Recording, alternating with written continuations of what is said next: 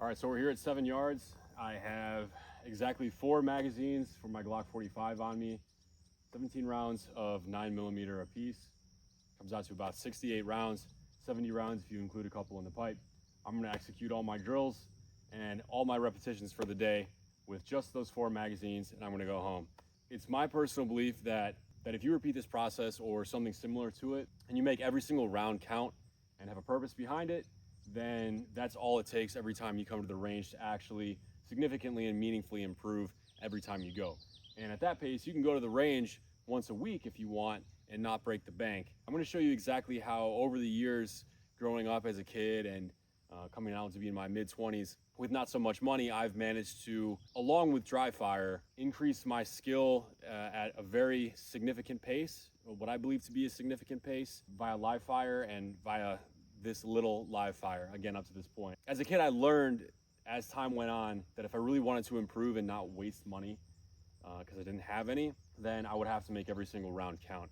And this is kind of where I'm at now with this. And if I want a quick day at the range, this is what I'll do. So to start, you can always dry fire, of course, but I like to start with one single cold start and see where I'm at with one round, just straight out of the holster. If somebody were to approach me today and threaten my life, then I want to see exactly where I'm at, completely cold with no practice whatsoever. I think you should dry fire every time you put on an outfit and you throw your holster on, just to see what happens with the repetitions and moving the garment, how that affects your draw. But completely cold, I want to see where I'm at. So let's see how that goes.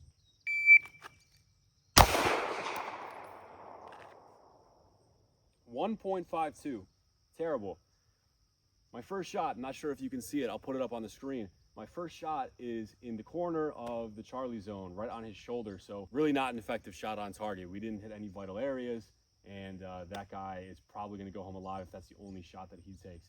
And not to mention, I was very slow. So I'll tell you what the problem was. Again, spending this long shooting, and it's been a while since I've actually drawn out of the holster, believe it or not. It's been about a week, maybe 2. So what I saw there is when I drew, my optic was high. So it took me a second to diagnose, again, because I'm on camera, there's a little bit of pressure here. I'm not trying to make excuses, but it took me a second to diagnose, a little bit longer than normal.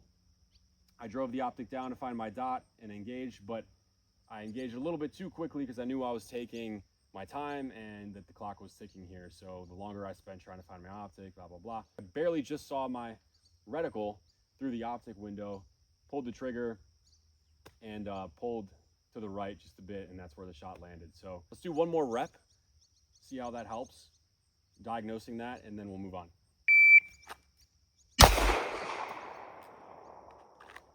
.53 again, so the speed was not any better, but we got a much better hit.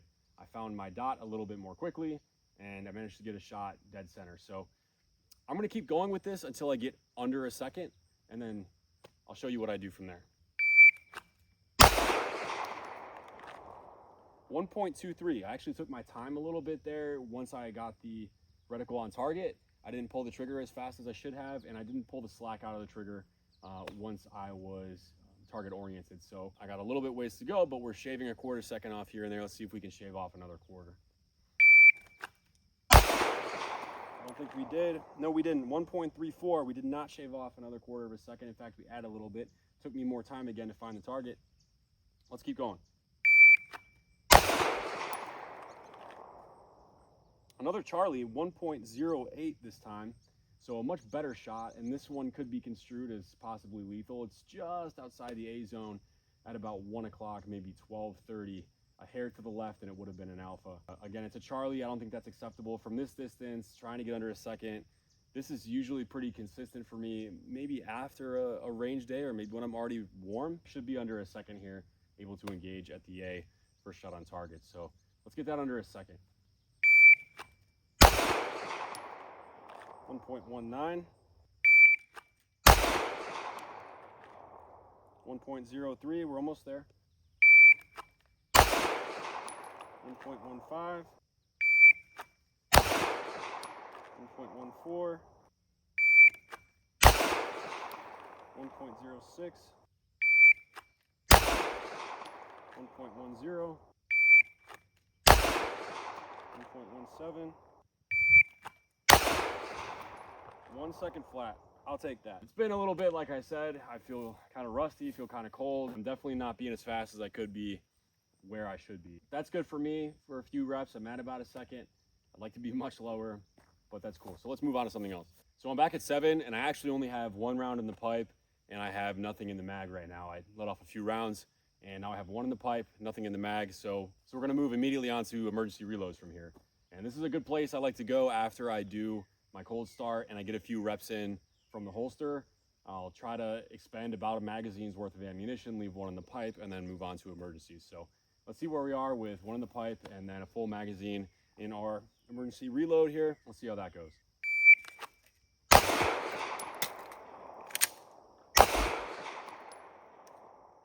.15.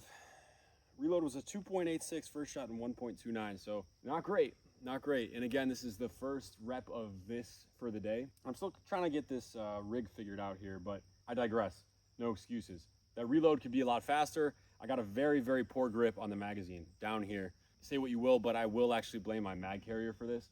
I love the company, QVO Tactical. I love them. I love my Wingman holster, but the magazine carrier, not so much. I don't think I ordered the version that's meant for an extended base plate. The magazine does not ride up high enough, even at its highest setting. The carrier does not ride high enough for the magazine to sit in a position where I can really grip the magazine how I'd like to and then feed it into the mag well in a manner which I find comfortable and I'm able to do quickly and consistently.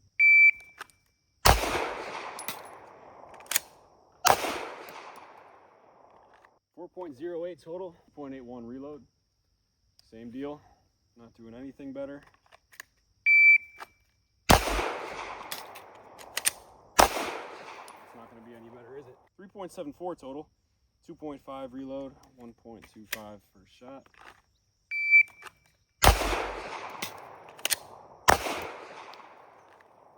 .39 first shot, 1.1, split of 2.25, so a 2.25 reload.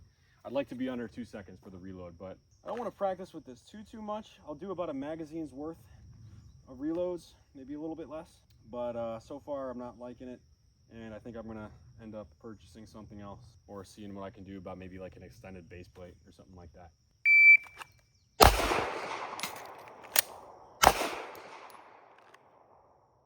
.59. Reload was 2.4 and a first shot of 1.18 this time. Not where I want to be. So reloads are just not going well with this particular setup, and that's fine. I think I'm going to order a holster with a built-in mag carrier, and I don't know if I'm going to do one with an extended base plate. Again, I have to look at my order and see if I got one with an extended base plate, and that might help give me some surface area to grab there. But so let's move on to something else. Same principle as with the rifle, with the carbine. I'm going to do target transitions here. I've marked off of my Charlies, so we're good there. All those were alphas. I'm going to do a transition from here to here, target right, target left, immediate left, and we'll see how we do there, 1 shot and 1 shot from the holster. 1.75 total, first shot 1.1 and split was 0.57. 1.74 total, first shot 1.2, split 0.54. It's very important, and I notice this every time I do my first transition for the day or when I haven't done one in a while, that your eyes lead the gun. So it's eyes, shot, and then eyes to the target, transition, and shot. Sounds funny if you're a new guy and you don't really understand target transitions. It's not something you do on a regular basis, but your eyes should always go where your gun is supposed to follow. Same principle if you ride a motorcycle. You never look at a threat or an obstacle, for example. You look at where you want to go. So you don't want to look at the curb, you don't want to look into the bend, you want to look around the bend at where you want to go, and you just kind of follow, the body follows. And that's same principle with the eyes and the reticle and the handgun. So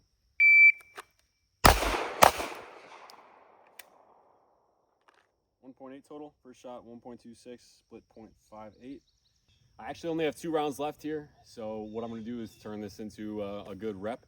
I'm going to do a transition and then emergency reload and give that guy another one after my emergency reload and see how that goes. Might as well. I know I said I don't want to do any more reloads today with this setup, but might as well get a good rep out of the gun running cold. So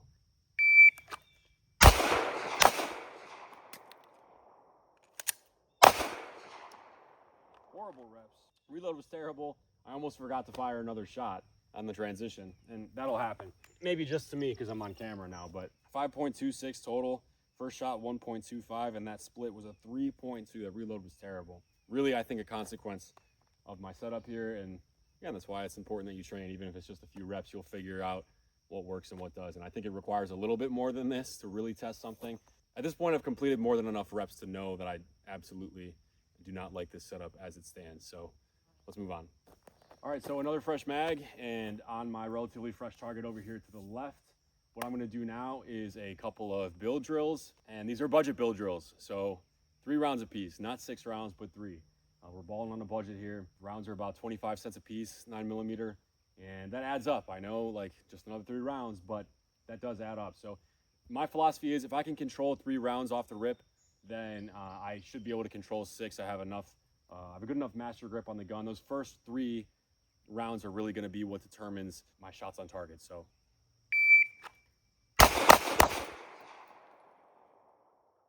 1.89. Let's try to get a little bit faster here. Horrible. And we're looking at 2.2 total. First shot 1.7. Horrible first shot. And we had 1 Charlie as I drove the gun down a little bit too far. In my opinion, if I were doing 6 rounds a piece here, I wouldn't be getting much out of this because I'm just wasting reps. I already have a bad master grip on the gun. I just need to control these first rounds, and I would be good for the whole mag if I needed to. So let's do that again. 1.62. First shot was a 1.19. That I'm pretty happy with. I know we can get even faster.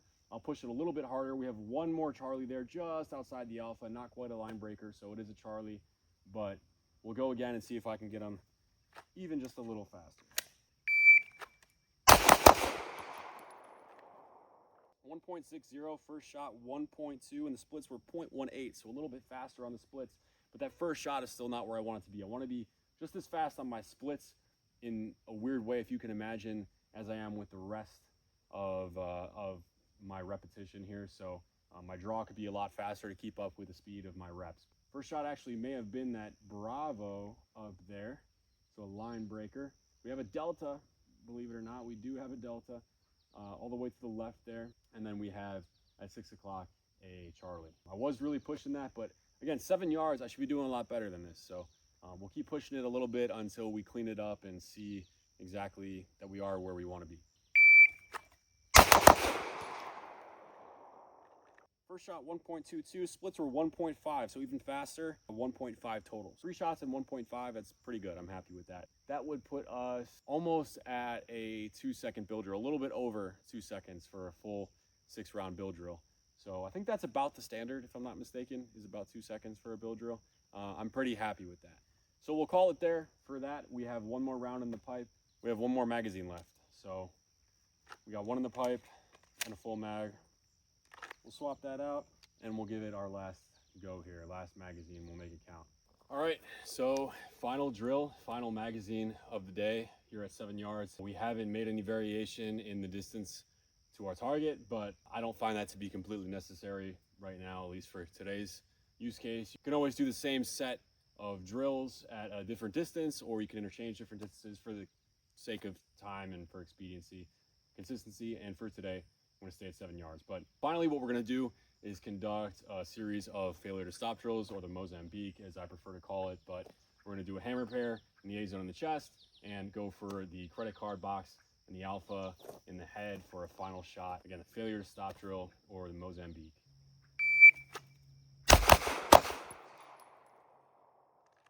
1.94 total first shot and 1.3. Splits were a 0.4. I think that was that last one. Our final hit there was directly in the middle of the A, so I'm very happy with that.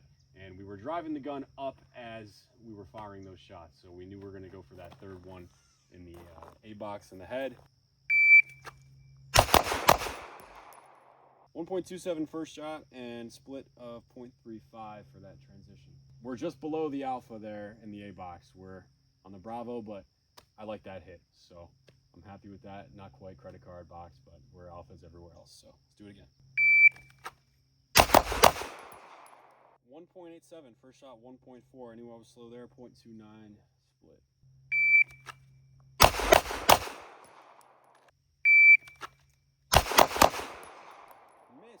headshot. That's no good. Just wasn't thinking, operating completely autonomously, or don't know what the correct vocabulary would be for that, but I was on autopilot there and just right over his head. So completely on me. There's no excuse for that one. Last round of the day. 4 mags, Glock 45. Finishing with the Mozambiques today, and that last one ended pretty well, I think.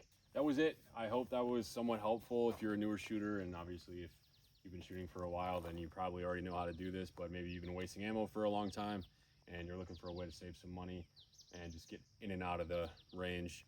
You can even maybe do some of these at a local range if they allow you to draw inside. Doubt it, but again, hope this was helpful.